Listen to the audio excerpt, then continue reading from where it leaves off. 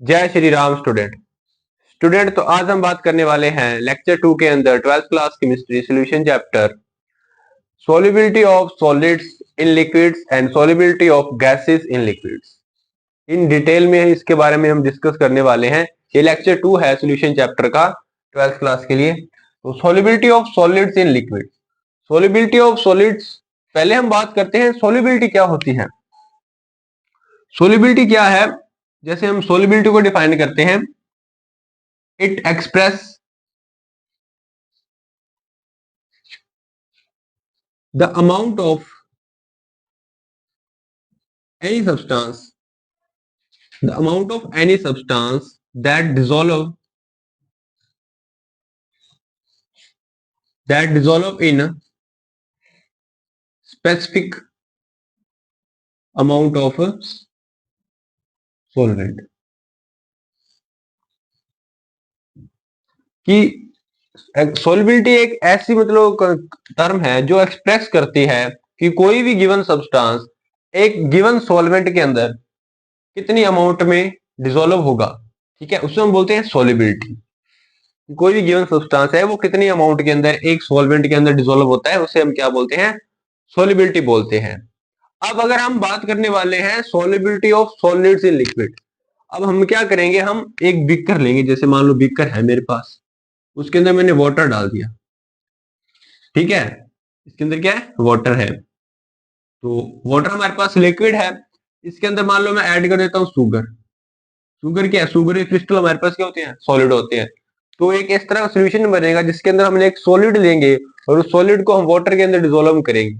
तो डिसोल्व करते टाइम हम चेक करेंगे कि शुगर कैसे डिसोल्व हो रहा है या उसकी सॉल्युबिलिटी क्या है वाटर के अंदर।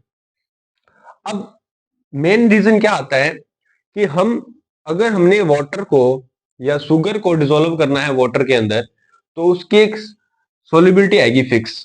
ठीक है, अब अगर मान लो एक फिक्स अमाउंट ऑफ, जैसे हम डिफाइन करता हूं solubility of sugar in water, कैसे डिफाइन करता हूं, a fixed amount of sugar that dissolve in a fixed amount of sugar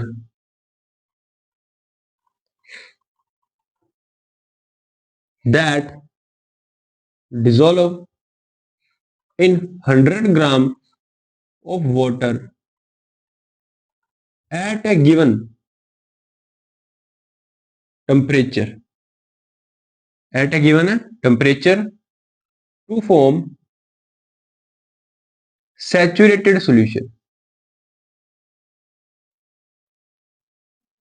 solubility क्या होगी सुगर इन वाटर की, कि a fix amount of sugar, मान लो मेरे पास एक fix x amount of sugar dissolve होती है 100 ग्राम वाटर के अंदर एट ए गिवन टेम्परेचर, कोई भी एक पर्टिकुलर टेम्परेचर है हमारे पास, ताकि वो एक सैचुरेटेड सॉल्यूशन बन सके। क्या फॉर्म कर सके, सैचुरेटेड सॉल्यूशन। सैचुरेटेड सॉल्यूशन वो होता है जिसके अंदर सारी क्वांटिटीज फिक्स होती हैं, मतलब परफेक्ट सॉल्यूशन जिसको आप बोल सकते हैं। एक सैचुरेटेड सॉल्यूशन बनाने के लिए जो कुछ अमाउंट ऑफ शुगर आपको 100 ग्राम वाटर में ऐड करनी है, कुछ अमाउंट ऑफ शुगर, उसको हम बोलते हैं solubility of sugar in water या solubility of any solid in water to form a saturated solution. तो होप आपको ये समझ आया होगा कि solubility होती है क्या, एक फिक्स अमाउंट ऑफ कोई भी सब्सटेंस को ऐड करना है फिक्स अमाउंट ऑफ सॉल्वेंट के अंदर, तो ताकि वो एक सैचुरेटेड सॉल्यूशन बना सके। अगर सैचुरेटेड सॉल्यूशन बन जाता है तो जो फिक्स अमाउंट आपने यूज की है सॉलिड की, वही इसकी एक्सप्रेस करेगा क्या, solubility, कि वो कितना सोल्यूबल है एक लिक्विड के अंदर। अभी इसके अंदर जैसे मान लो आपने एक शुगर है, आप शुगर को वाटर के अंदर डिसोल्व कर रहे हैं, तो अगर आप शुगर को वाटर में डिसोल्व करते हैं तो उस टाइम आपको क्या क्या फैक्टर्स अफेक्ट कर सकते हैं।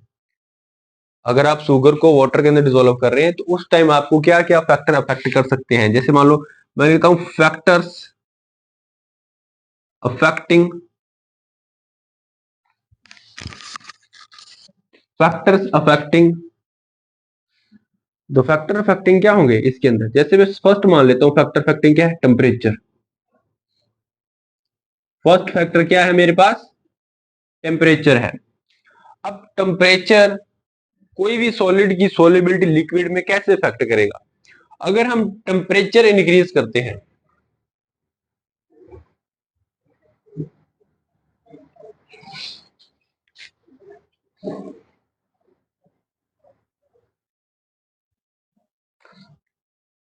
तो बात करते हैं टेम्परेचर। टेम्परेचर कैसे कोई भी सॉलिड की सोलिबिलिटी को डिपेंड डिपेंड अफेक्ट कर सकता है वाटर के अंदर। जैसे मान लो अगर मैं टेम्परेचर इंक्रीज करता हूं, क्या है, मैं टेम्परेचर क्या करता हूं, इंक्रीज करता हूं, तो पॉसिबिलिटी है हमारे पास, इसके अंदर दो पॉसिबिलिटी आ जाती है सॉलिड के अंदर। या तो सोलिबिलिटी क्या होनी चाहिए, इंक्रीज हो, या सोलिबिलिटी हमारे पास डिक्रीज भी हो सकती है। इसके अंदर दोनों केस हो सकते हैं। अगर हम कोई भी सॉलिड को वाटर के अंदर डिसोल्व कर रहे हैं, तो अगर हम टेम्परेचर बढ़ाते हैं तो हमारे पास सोलिबिलिटी इंक्रीज भी हो सकती है कुछ कंपाउंड्स की, और कुछ कंपाउंड की डिक्रीज भी हो सकती है।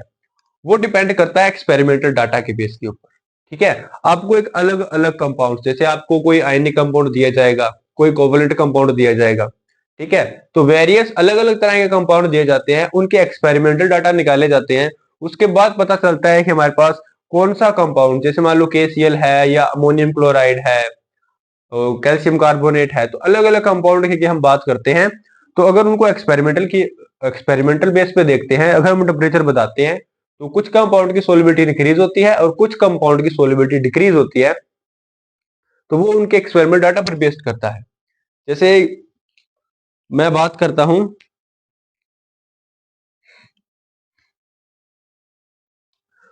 जैसे मेरे पास जनरल जो आयनिक कंपाउंड होते हैं, जैसे आयनिक कंपाउंड है मेरे पास NaNO3,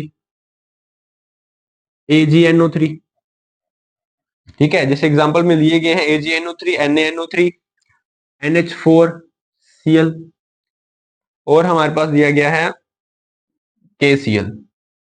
ये कुछ कंपाउंड ऐसे कंपाउंड है, ठीक है, अगर ये आयनिक कंपाउंड आपको दिखे आयनिक कंपाउंड है, तो आयनिक कंपाउंड अगर हम टेम्परेचर बताते हैं तो वो इजीली आयन में ब्रेक हो जाएंगे और इजीली वो वाटर के अंदर डिसोल्व हो जाते हैं अगर हम टेम्परेचर इंक्रीज करते हैं। दैट मीन्स इस तरह के कंपाउंड जो आयनिक कंपाउंड होते हैं, जो चार एग्जाम्पल आपके सामने लिखी गई है, अगर इनके अंदर हम टेम्परेचर बताते हैं सॉलिड को वाटर में डिसोल्व करते टाइम, तो इनकी सॉलिबिलिटी इंक्रीज होती है। तो इनका एस क्या होगा, इंक्रीज होगा विद इंक्रीज इन टेम्परेचर। अगर हम टेम्परेचर बताते हैं तो इनकी सोलिबिलिटी क्या होगी, इंक्रीज होगी। ये आपने माइंड में रखना है। अब कुछ ऐसे भी कंपाउंड है, जैसे हम बात करता हूं मैं Li2SO3, ठीक है, Li2SO3 हो गया हमारे पास। फिर मेरे पास है Ce2SO4 होल थ्राइस। कुछ इस तरह के कॉम्प्लेक्स भी प्रेजेंट होते हैं, कुछ इस तरह के कंपाउंड, जैसे ये कोवलेंट का आयनिक है, बट ये थोड़ा अलग सा कंपाउंड है जिसके अंदर कैल्शियम के साल्ट है हमारे पास, या जो ऑर्गेनिक के एसिड होते हैं, ऑर्गेनिक जैसे कार्बोक्सिलिक एसिड है, तो उनकी सोलिबिलिटी, जो ये कंपाउंड दिए गए हैं, इनकी सोलिबिलिटी डिक्रीज करती है विद इंक्रीज इन टेम्परेचर। अगर हम इस तरह कुछ कंपाउंड दे दें, ऑर्गेनिक के कंपाउंड हो गए, इसमें लिख देता हूं ऑर्गेनिक एसिड, तो ऑर्गेनिक एसिड वगैरह होते हैं तो उनकी सोलिबिलिटी टेम्परेचर के साथ क्या होती है, डिक्रीज होती है। बट जैसे हम बात करते हैं आयनिक कंपाउंड, उनकी सोलिबिलिटी टेम्परेचर के साथ क्या होती है, इंक्रीज होती है। तो ये आप नोट कर लीजिए या इसका स्क्रीनशॉट ले लीजिए आप, टेम्परेचर वाले इफेक्ट का।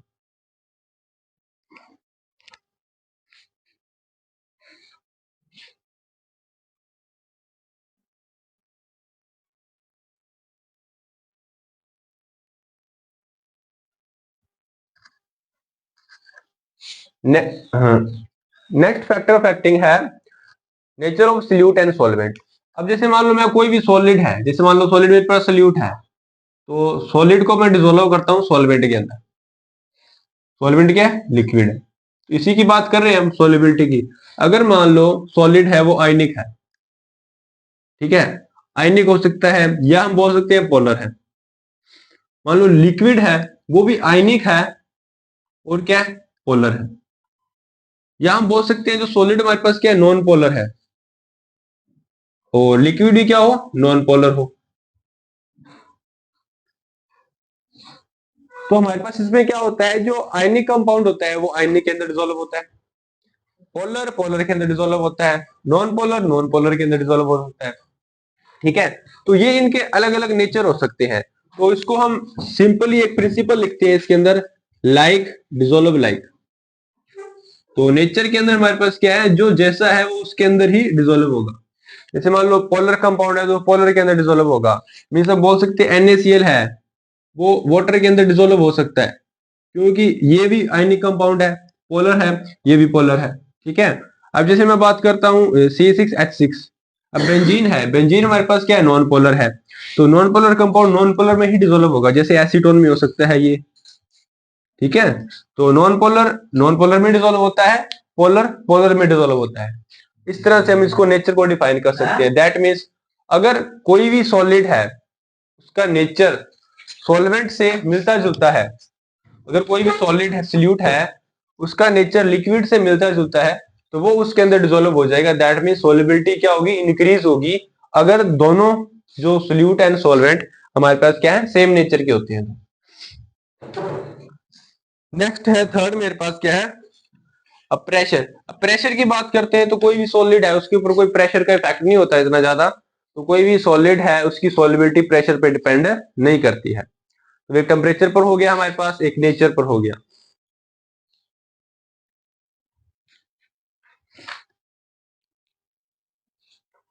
तो ये तीन ही फैक्टर है हमारे पास, कौन कौन से, temperature, nature of solute and solvent, and third था effect of pressure. Effect pressure का कोई इफेक्ट नहीं होता कोई भी solubility of solid in liquid. तो ये थे हमारे पास solubility of solids in liquid, उनके बारे में मैंने बता दिया आपको। अभी हम बात करते हैं solubility of gases in liquid. अब कोई भी गैस है अगर वो एक लिक्विड के अंदर डिसोल्व होती है तो उसके अंदर कौन कौन से फैक्टर अफेक्ट करते हैं, उसकी सोलिबिलिटी को आप कैसे डिफाइन करते हैं, और इसके अंदर ही हम एक लॉ करेंगे जिसको हम हेनरी लॉ भी बोलते हैं, और हेनरी लॉ की एप्लीकेशन भी करेंगे। Solubility of gases in liquid, हम कोई भी गैस है उसको डिसोल्व करते हैं लिक्विड के अंदर, तो जैसे आप जनरल लाइफ में देखते देखते भी होंगे, जैसे वाटर के अंदर ऑक्सीजन गैस डिसोल्व होती है पर आपको पता नहीं लगता वाटर के अंदर क्या है, ऑक्सीजन गैस ऑलरेडी डिसोल्व होती है। एक्वाटिक लाइफ मतलब जो आपके पास जैसे पानी के अंदर जो लाइफ होती है उनके अंदर, जैसे पानी के अंदर मछलियां भी होती हैं, तो बहुत सारे बैक्टीरिया वगैरह भी होते हैं पानी के अंदर। ठीक है, अलग अलग आपको एलिमेंट्स या मिलते हैं। ठीक है, तो वो वाटर के अंदर ऑक्सीजन ऑलरेडी डिसोल्व होती है, उसको वो यूज कर रहे होते हैं। अब इसकी बेस्ट एग्जांपल है गैस इन लिक्विड। तो गैस इन लिक्विड क्या है, ऑक्सीजन O2 इन वाटर, ये सबसे बेस्ट एग्जांपल है इसकी, कि जो हमारे पास वाटर प्रेजेंट होता है उसके अंदर ऑक्सीजन ऑलरेडी डिसोल्व होती है, और आपको वो ऐसे सिंपल पता नहीं लगता, क्योंकि वो हमेशा बनाती है क्या, होमोजेनियस मिक्सचर। क्या होमोजेनियस मिक्सचर होता है वो, मतलब एक होमोजेनियस मिक्सचर या हम सोल्यूशन बोल सकते हैं। क्या होता है, एक होमोजेनियस सोल्यूशन होता है ऑक्सीजन इन वाटर। इसी तरह जितनी भी गैसेस होती हैं लगभग वो हमारे पास, अगर उनको हम लिक्विड में डिसोल्व करते हैं तो वो हमारे पास क्या है, एक होमोजेनियस सोल्यूशन बनाती है। तो वो होमोजेनियस सोल्यूशन की एग्जांपल भी आपके साथ है ऑक्सीजन इन वाटर। अभी हम बात क्या करते हैं कि सोलिबिलिटी को हम कैसे डिफाइन करेंगे, केमिस्ट्री के अंदर हम सोलिबिलिटी ऑफ कोई भी गैस है इन लिक्विड कैसे डिफाइन करेंगे। तो इसके अंदर क्या होता है, द वॉल्यूम ऑफ गैस, कोई भी हम गैस लेते हैं, वॉल्यूम ऑफ अ गैस या लीटर, या बात हम करते हैं ml, जिसको हम सेंटीमीटर क्यूब में लिख सकते हैं, volume of gas in litre और ml that dissolve in, that dissolve in given amount of, या गिवन अमाउंट या गिवन वॉल्यूम, या गिवन अमाउंट की जगह आप लिख सकते हैं गिवन वॉल्यूम ऑफ सॉल्वेंट। कोई भी सॉल्वेंट हो सकता है आपके पास। ठीक है, या सॉल्वेंट, सॉल्वेंट मान लो आपका लिक्विड ही है। ठीक है, तो volume of gas that dissolve in a given amount, या वॉल्यूम ऑफ अ सॉल्वेंट जिसको हम लिक्विड लेके चल रहे हैं, at a given temperature, at a given temperature,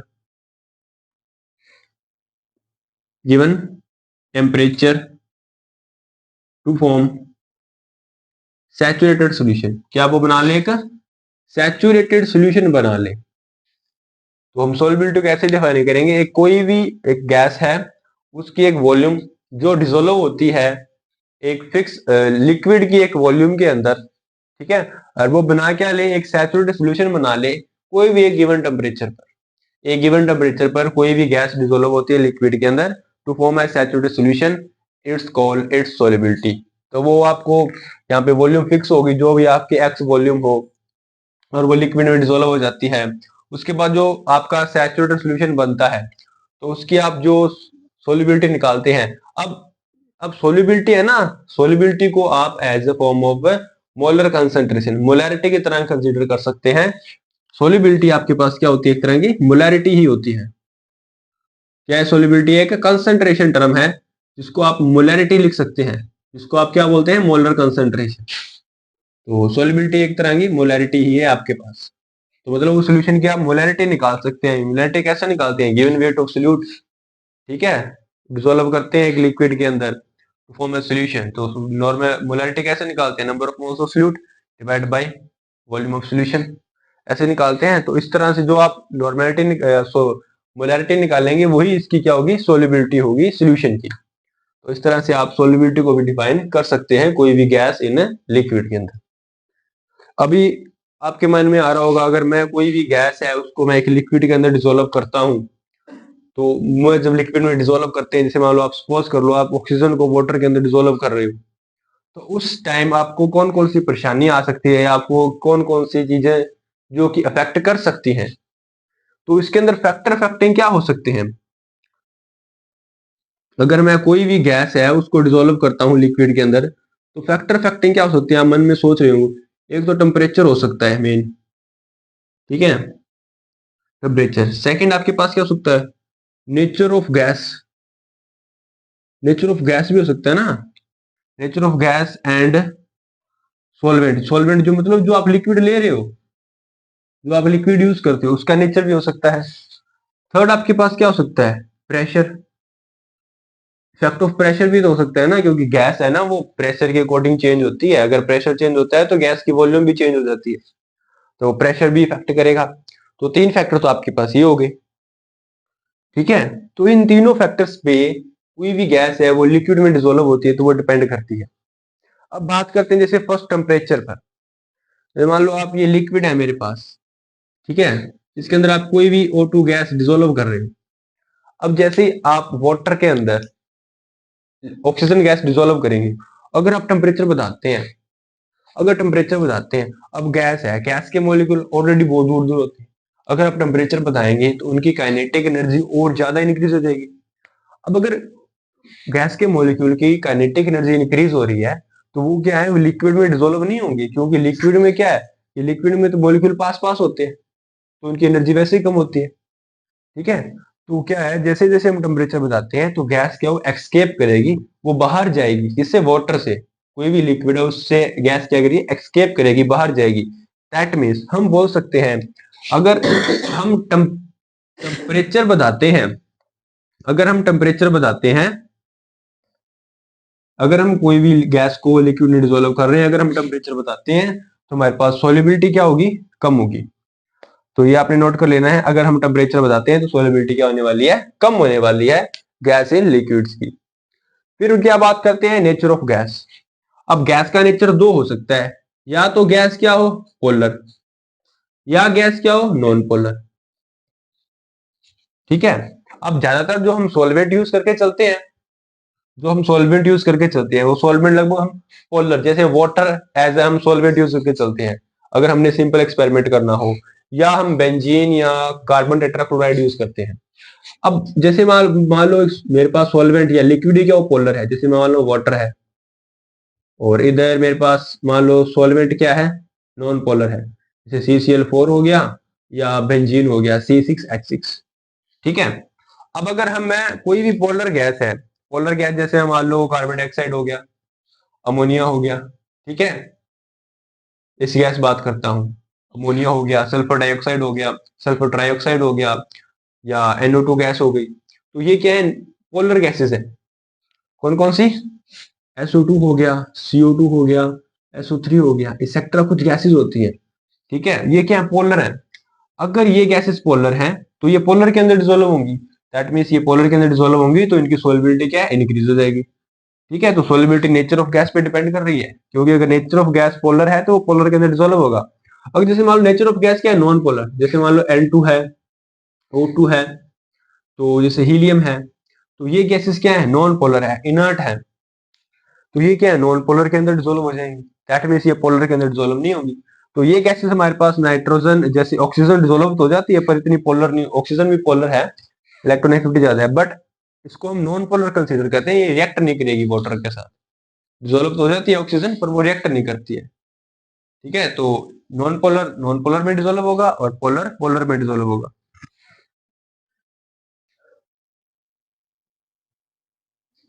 तो इसीलिए हम बात क्या कर सकते हैं इसके अंदर, जो हमारे पास डिफरेंट डिफरेंट गैसेस होती है ना, डिफरेंट डिफरेंट गैसेस, वो डिफरेंट डिफरेंट लिक्विड के अंदर डिसोल्व होती हैं।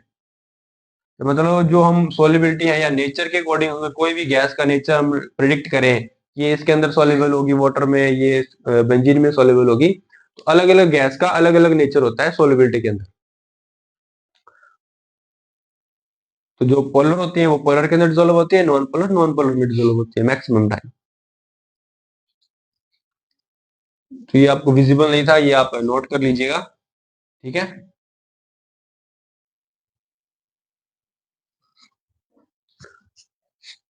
थर्ड फैक्टर की बात करते हैं, इफेक्ट ऑफ प्रेशर की। अगर हम जैसे मान लो मेरे पास एक लिक्विड है, ये मेरे पास इधर लिक्विड है, जैसे इधर मान लो मेरे पास क्या है, गैस के मॉलिक्यूल है, ओ जैसे कोई भी O2 गैस मान लो, जो वाटर के अंदर डिसोल्व हो रही है, ऊपर से मैंने एक पिस्टन लगा रखा है। अब इस पिस्टन से मैं क्या लगा सकता हूँ, प्रेशर लगा सकता हूँ। पिस्टन से मैं क्या लगा सकता हूँ, प्रेशर लगा सकता हूँ।